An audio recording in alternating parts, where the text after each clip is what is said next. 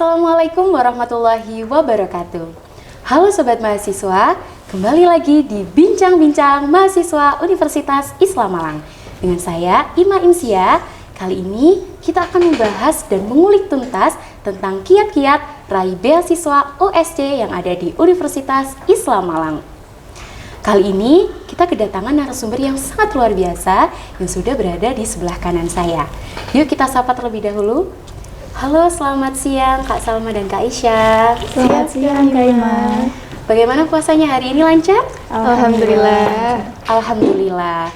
Luar biasa sekali ya, tetap semangat menjalankan ibadah puasa di tengah-tengah bulan suci Ramadan ini. Nah, Sobat Mahasiswa, kali ini kita akan membahas tentang beasiswa yang ada di Universitas Islam Malang. Beasiswa ini sangatlah populer di kalangan mahasiswa, yaitu beasiswa OSC. Nah, bagi Sobat Mahasiswa yang masih belum tahu apa sih beasiswa OSC itu, yuk kita dengar penjelasan dari Kak Salma dan Kak Aisyah. Kira-kira apa sih Kak beasiswa OSC itu? Oke, jadi gini Kak Ima. Jadi beasiswa OSC itu adalah beasiswa online scholarship competition, yaitu beasiswa yang diselenggarakan oleh Surya Edukasi Bangsa Foundation dan juga medcom.id. Baik, jadi di beasiswa OSC ini adalah beasiswa yang memiliki tagline "Aku harus kuliah". Jadi beasiswa OSC ini mewadahi bagi para masyarakat Indonesia yang ingin melanjutkan di jenjang perguruan tinggi, namun ada keterbatasan di dalam biaya atau ekonomi begitu. Nah, di beasiswa OSC ini sendiri itu memiliki beberapa pilihan perguruan tinggi. Kemarin itu terakhir memiliki terafiliasi dengan 24 perguruan tinggi. Wah, seperti itu ya, sangat sesuai dengan tagline dari beasiswa OSC tentunya. Nah, kira-kira dari sekian banyak beasiswa, apa sih yang membuat Kak Salma dan Kak Aisyah ini memilih untuk mendaftarkan diri menjadi bagian dari peraih beasiswa OSC? Mungkin bisa dijelaskan? Baik, jadi kenapa sih kok aku memilih beasiswa OSC dibanding beasiswa-beasiswa lain? Jadi yang pertama, beasiswa OSC ini diselenggarakan lebih awal daripada beasiswa-beasiswa yang lain. Jadi mungkin bulan September itu sudah dibuka pendaftarannya. Jadi para siswa SMA itu bisa mulai memantengi webnya OSC dan IG-nya OSC karena di situ sangat informatif teman-teman. Di situ itu teman-teman bisa memantengi bagaimana timelinenya, bagaimana tahapannya begitu. Jadi kenapa kok saya milih beasiswa OSC ini? Karena beasiswa ini paling awal dibuka sehingga tentunya menarik minat tersendiri. Kalau misalkan dari aku sendiri, karena beasiswa OSC ini kan dilakukannya secara online ya Kak. Jadi aku termasuk orang yang gak mau ribet, gak mau offline. Nah, jadi pas ada beasiswa ini, jadi terasa oh ini enak banget, soalnya dilakukannya secara online kayak gitu. Wah, jadi itu teman-teman alasan kenapa Kak Salma dan Kak Aisyah ini mendaftar dan memilih beasiswa OSC. Nah, tadi kan sudah disampaikan nih bahwa beasiswa OSC ini kita bisa memilih universitas mana yang kita tuju untuk mendapatkan beasiswa OSC ini. Nah, sekarang kenapa nih Kak Salma dan Kak Aisyah lebih memilih Unisma dan mendaftarkan beasiswa OSC di Universitas Islam Malang? Oke, baik. Kenapa kok memilih Unisma dari sekian 24 perguruan tinggi yang terafiliasi dengan OSC? Yang pertama, ketika teman-teman itu ingin melanjutkan studinya dengan beasiswa OSC, tentunya teman-teman harus mencari tahu ya bagaimana perguruan tinggi, bagaimana dengan motonya, bagaimana apakah linier dengan visi kalian, apakah linier dengan apa yang ingin kalian raih ke depannya. Tentunya kenapa saya memilih di Unisma ini karena ada program studi yang mana program studi ini terafiliasi dengan OSC. Jadi saya merasa oh ini sangat linier dengan apa yang ingin saya raih ke depannya. Makanya saya memilih di Unisma. Kalau dari aku mungkin gak jauh beda dari Mbak Salma. Jadi karena memang di Unisma ini ada kelebihan dari bidang agama, jadi ya aku maunya di sini kayak gitu. Wah, sangat luar biasa sekali ya Sobat Mahasiswa. bahwa Kak Salma dan Kak Aisyah ini memilih di Unisma karena sejalan dengan visi dan misi mereka. Perlu diketahui juga Kak Salma ini mengambil program studi pendidikan matematika dan Kak Aisyah mengambil jurusan pendidikan bahasa Arab yang sesuai dengan kepribadian dan diri mereka masing-masing. Nah, kemudian kira-kira motivasi mereka untuk menjadi peraih beasiswa OSC kira-kira apa, Kak? Mungkin kalau misalkan dari aku, jadi kan karena daftar beasiswa ini kan ya, jadi aku mau meringankan beban ekonomi keluarga aku setidaknya, jadi tetap melanjutkan mimpi-mimpi aku tanpa membebani orang tua aku, seperti itu. Kalau dari Kak Salma? Mungkin kurang lebih sama. Jadi kami sebagai UADGI OSC itu ingin menjalani pendidikan tanpa khawatir dengan memikirkan biaya untuk pendidikan itu sendiri. Kemudian motivasi yang lain itu tentunya karena kami melihat di beasiswa OSC itu, jadi ada salah satu programnya itu ada namanya OSC, di situ itu OSC Community. Jadi di situ itu kami dipersilahkan untuk menulis artikel semau kita, dan itu memotivasi ke saya karena saya memang memiliki minat di situ, sehingga itu cukup memotivasi saya dengan program-program yang inovatif seperti itu. Wah, sangat mulia sekali Sobat Mahasiswa terkait motivasi Kak Salma dan Kak Aisyah ini untuk mendapatkan beasiswa OSC di Universitas Islam Malang. Di mana tadi sudah disebutkan bahwa penerima beasiswa OSC bisa mengasah soft skill mereka melalui menulis karya ilmiah atau artikel-artikel yang sesuai disampaikan oleh Kak Salma tadi. Nah, kira-kira alur pendaftaran OSC itu bagaimana sih, Kak? Kalau misalkan alur pendaftaran itu terkadang setiap tahun berbeda-beda. Nah, kalau misalkan pas tahun angkatannya Mbak Salma, itu pas awalnya itu wawancara. Berkas dulu, habis itu online test, kemudian wawancara. Kalau misalkan pas angkatan aku beda lagi. Yang pertama online test, yang kedua seleksi berkas, dan yang ketiga final test. Nah, terus yang angkatan 24 kemarin beda lagi. Jadi online testnya itu digabung sama berkas. Nah, terus di final testnya pisah lagi, beda sendiri. Jadi kayak gitu. Oh, jadi seperti itu Sobat Mahasiswa, alur pendaftaran OSC di Universitas Islam Malang. Disampaikan bahwa setiap tahun OSC ini alurnya berbeda-beda. Nah, kira-kira informasi terkait OSC ini ada di platform mana aja nih, Kak? Oke, jadi informasi teman-teman bisa memperoleh informasi tentang beasiswa OSC itu di webnya beasiswa OSC, ada di medcom.id, bisa juga di IG-nya, Instagramnya osc.medcom.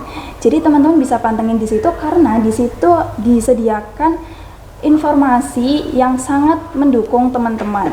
Selain itu di IG-nya OSC itu juga ada beberapa informasi terkait tentang tips and trick lolos beasiswa, tips and trick perkuliahan yang balance begitu.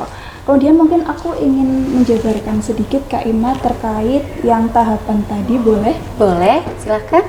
Oke, jadi seperti yang disampaikan oleh Kak Aisyah tadi, ada 3 tahapan. 3 tahapan itu terdiri dari seleksi berkas, kemudian ada online test. Jadi online test itu teman-teman akan diuji terkait tes pengetahuan umum.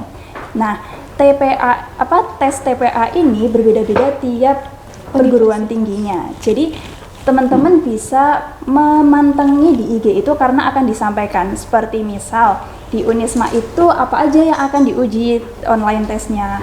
Kemudian di tahap terakhir itu wawancara. Wawancara itu kembali lagi tergantung di kebijakan perguruan tingginya, bisa online ataupun offline. Kebetulan yang Unisma ini tahun kemarin itu diadakan secara offline. Ada lagi mungkin? Mungkin untuk tambahan, nah selain dilakukan secara offline, jadi di final test itu berbeda-beda. Jadi ada yang harus tes tulis lagi, ada juga yang wawancara. Nah kebetulan yang di Unisma itu wawancara, final testnya seperti itu. Wah, jadi ada 3 tahapan untuk mendaftarkan diri menjadi penerima beasiswa OSC di Universitas Islam Malang tentunya. Nah, buat sobat mahasiswa yang belum tahu, dan calon mahasiswa baru yang mau mendaftarkan diri di Universitas Islam Malang, jangan lupa dicatat ya informasi penting terkait alur pendaftaran beasiswa USC yang ada di Universitas Islam Malang tentunya. Nah, pasti segala sesuatu itu ada tantangan dan hambatan tersendiri ya Kak. Kira-kira tantangan apa sih yang Kak Salma dan Kak Aisyah hadapi ketika mendaftarkan diri menjadi penerima beasiswa USC di Universitas Islam Malang? Kalau dari aku sendiri, mungkin pas awal itu, jadi setelah kita dinobatkan menjadi award OSC, itu nanti dikasih surat kontrak, teman-teman. Jadi surat kontraknya itu terdapat syarat IPK minimal. Kalau misalkan mau tetap dapat beasiswa OSC ini. Nah, mungkin hal itu yang membuat sedikit menjadi challenge buat saya, karena IPK-nya itu. Seperti itu. Kemudian kalau di Unisma itu jadi ada Monef di setiap akhir semester. Nah, anak beasiswa itu diminta untuk melengkapi Monef itu. Nah, Monef itu terdiri dari apa aja? Monef itu terdiri dari persyaratan IPK tadi yang disampaikan oleh Kak Aisyah. Kemudian kami juga diminta untuk upload soft skill. Nah, soft skill itu apa aja sih? Soft skill itu kayak kita mengikuti organisasi, kayak kita mengikuti seminar, mengikuti pengabdian. Jadi bagi saya hambatan atau tantangannya itu adalah kita diminta untuk bisa balance perkuliahannya, baik antara hard skill ataupun soft skill dalam kehidupan nyatanya begitu. Wah, sangat luar biasa sekali ya Sobat Mahasiswa terkait hambatan dan tantangan Kak Salma dan Kak Aisyah yang dihadapi ketika mendaftar beasiswa USC di Universitas Islam Malang. Namun pastinya beliau-beliau ini memiliki tips and trick tentunya untuk bagaimana sih tips and trick untuk mendapatkan beasiswa USC di Universitas Islam Malang? Apakah ada cara tersendiri gitu Kak? Oke, jadi tips and trick untuk bisa lolos beasiswa OSC ya Kak Ima. Tentunya kita harus benar-benar memahami tahapannya apa aja sih yang akan diujikan oleh perguruan tinggi kepada kita, oleh OSC kepada kita. Jadi seperti yang kami sampaikan tadi, ada beberapa tahapan seperti yang seleksi berkas itu, pastikan teman-teman itu melengkapi semua berkasnya. Jangan sampai ada yang tertinggal, terutama seperti rapor, yang sertifikat-sertifikat, lampirkan sertifikat-sertifikat teman-teman yang mendukung teman-teman untuk bisa lolos di beasiswa OSC ini. Kemudian untuk yang di tahap online test, itu teman-teman harus memahami kayak apa aja sih mata pelajaran yang akan diujikan. Jadi kita harus memahami dan kita harus menyiapkan ya teman-teman tentunya. Kita harus sering belajar, sering menggali potensi diri kita ya teman-teman begitu. Kalau misalkan dari aku, mungkin kan karena tadi telah disebutkan ada 3 tahap. Nah, jadi di setiap tahap itu ada deadline-nya. Kalau misalkan kita telat lihat deadline, ya otomatis kerugiannya kita yang tanggung. Jadi harus sering-sering cek bolak-balik, itu benar-benar harus paten bolak-balik lihat ke IG, lihat ke poster. Jadi mungkin itu tips and triknya. Nah, itu tadi adalah tips and trik dari Kak Salma dan Kak Aisyah terkait bagaimana cara untuk mendapatkan beasiswa OSC di Universitas Islam Malang ini. Tadi kan sudah disebutkan nih bahwa siswa yang ingin mendaftarkan beasiswa OSC ini harus benar-benar detail melihat berkas, kemudian mempersiapkan diri dan juga melihat deadline tentunya. Nah, tadi sedikit disinggung nih oleh Kak Salma bahwa siswa yang ingin mendaftarkan beasiswa OSC melampirkan sertifikat-sertifikat yang ada. Nah, apakah boleh nih Kak, misal siswa yang tidak memiliki sertifikat tertentu tetapi ingin mendaftarkan beasiswa OSC, mungkin bisa dijelaskan? Baik, tentu boleh ya, karena penilaian untuk lolos di beasiswa OSC ini tidak hanya dari pemberkasan sertifikat-sertifikat itu saja. Seperti yang disampaikan tadi, selain di tahap berkas, itu ada seleksi wawancara dan seleksi online test. Dan tentunya dua tahap ini menjadi pertimbangan untuk kelulusan teman-teman di beasiswa OSC ini. Gitu. Nah, untuk Sobat Mahasiswa, jangan khawatir karena tidak hanya pemberkasan yang menjadi pertimbangan lolos tidaknya beasiswa OSC ini, tetapi masih ada 2 tahapan lagi yang menjadi pertimbangan kelolosan beasiswa OSC ini. Nah, untuk Kak Salma dan Kak Aisyah, kira-kira apa sih manfaat atau benefit apa yang Kak Salma dan Kak Aisyah dapatkan ketika menjadi penerima beasiswa USC di Universitas Islam Malang ini? Oke, Kak Iman. Jadi untuk benefit OSC ini, jadi setiap penerima award beasiswa OSC itu pertama dia bakalan dapat UKT full. Jadi free UKT selama 4 tahun. Kemudian yang kedua, jadi dia itu si penerima award ini bakalan dikasih kesempatan nantinya buat magang di Sebaf atau di medcom.id. Nah, terus yang ketiga ada juga benefit, tapi ini hanya untuk orang-orang yang terpilih, yaitu mendapatkan living cost.